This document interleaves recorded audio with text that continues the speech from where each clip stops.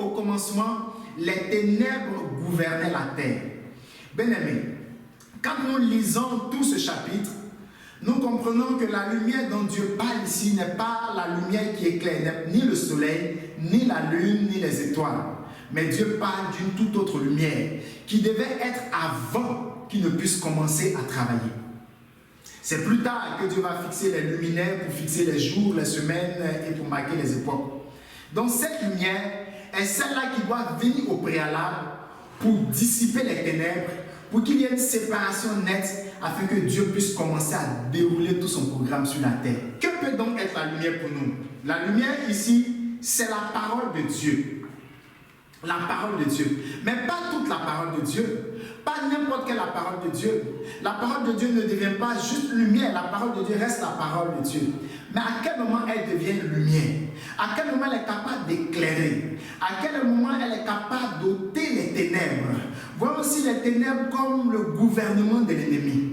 Voyons aussi les ténèbres comme l'influence des ténèbres qui représentent la maladie. Les ténèbres, c'est quoi? C'est Satan et ses œuvres. Mais nous voyons ici que Dieu devait commencer d'abord par éclairer. Amen. Dieu devait donc commencer par éclairer et il fallait de la lumière. La lumière nous réfère à la parole de Dieu. Elle nous réfère à Jésus-Christ qui est devenu la parole faite chair, dont la parole c'est la lumière. Mais comme nous disons, la parole devient lumière lorsque nous l'acceptons. Donc la lumière, c'est la parole que nous acceptons. C'est la parole à laquelle nous croyons et c'est la parole que nous pratiquons, à laquelle nous obéissons.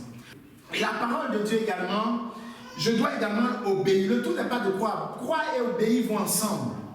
Quand j'accepte la parole et que j'obéis, je foi en cette parole et que je la mets en pratique comme signe de ce que je crois, alors la parole de Dieu pour moi devient lumière. Elle m'éclaire. Il dit par exemple, l'Éternel est mon berger, je ne manquerai de rien. Voici une parole de Dieu. Pour qu'elle devienne lumière, pour qu'elle m'éclaire et que l'Éternel soit vraiment mon berger, il faut que j'accepte cette parole, que l'Éternel est mon berger. Il faut que je croie en cette parole, que l'Éternel est vraiment mon berger.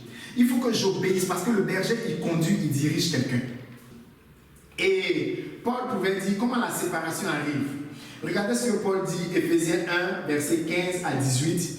Il dit par exemple, Éphésiens 1, verset 15 à 18, on va également voir Éphésiens 3, le verset 3, et Philippiens 3, le verset 8.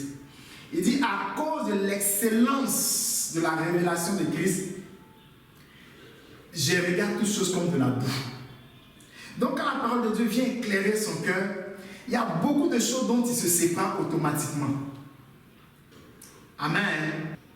La parole de Dieu elle-même te sépare du monde des ténèbres, de la puissance des ténèbres, mais toi-même, parce que désormais éclairé, parce que désormais dans la vérité, tu te sépares de l'ancienne vie que tu menais. Séparation.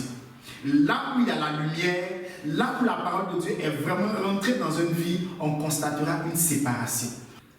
Genèse 1, le verset 6 à 7, dit ceci, Dieu dit qu'il y a une étendue entre les eaux et qu'elle sépare les eaux d'avec les eaux. Donc, Dieu a commencé à séparer. Genèse 1, le verset 18. Pour présider au jour et à la nuit et pour séparer la lumière d'avec les ténèbres. Donc, Dieu a commencé à procéder à la séparation. Les eaux d'avec les eaux. La terre va commencer à apparaître. Lui, bien-aimé, la gloire de Dieu commence à apparaître dans ta vie. Dieu commence à lever de toi ce qui ne le glorifie pas, ce qui n'a pas établi. À partir de sa parole que tu acceptes, quand elle est claire, alors elle te met à part. Elle ôte les maladies, elle ôte les influences négatives, elle ôte les oppressions, elle ôte les fondements qui ne sont pas de lui, elle ôte toute plante qui n'a pas établi.